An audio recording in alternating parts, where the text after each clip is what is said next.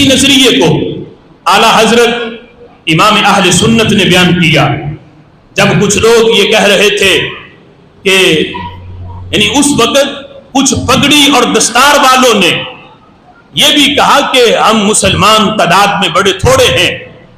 تو ہم اکیلا، یعنی اس وقت بھارت بھی یہ چاہتا تھا، ہندو بھی، کہ انگریز یہاں سے بھاگ جائے، مسلمان بھی یہ چاہتے تھے کہ انگریز ہماری جان چھوڑے،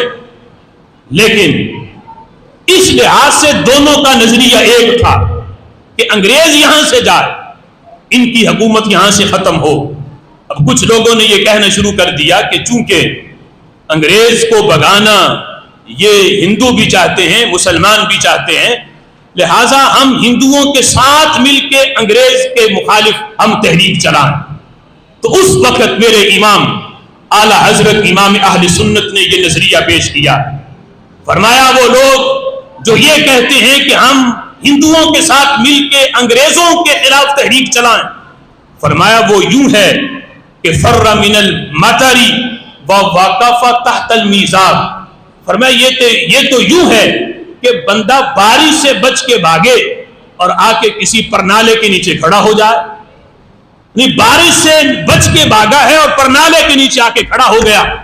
تو میرے امام کہتے ہیں کہ پھر اس کا بارش سے بھاگنے کا فائدہ ہی نہیں۔ فرمایا جس طرح ہم انگریزوں سے آزادی چاہتے ہیں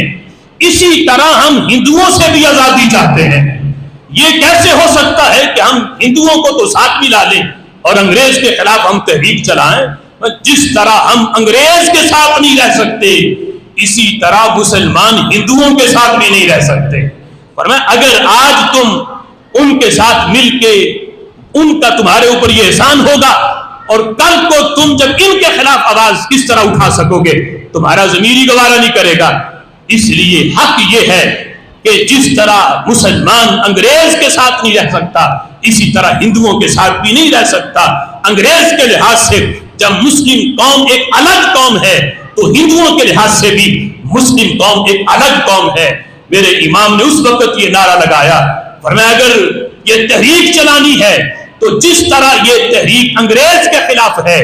اسی طرح یہ تحریک ہماری ہندوؤں کے خلاف بھی ہے کہ ہم ان کے ساتھ بھی مل کے نہیں رہ سکتے۔ یہ اخلاص تھا بزرگوں کے اس نظریے پہ، جو آگے چل کے یہی سبق پھر شاعر مشرق نے بھی پڑھا۔ اعلیٰ حضرت امام اہل سنت کا جو پیغام تھا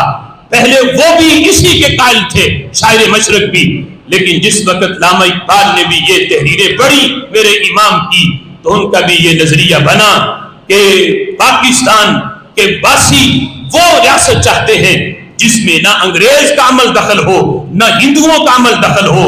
محض اس میں رہنے والے لوگ ایسے ہوں کہ جو قرآن و سنت کے اوپر عمل بھی کر سکیں، اس کے بنائے ہوئے قوانین کو نافذ بھی کر سکیں۔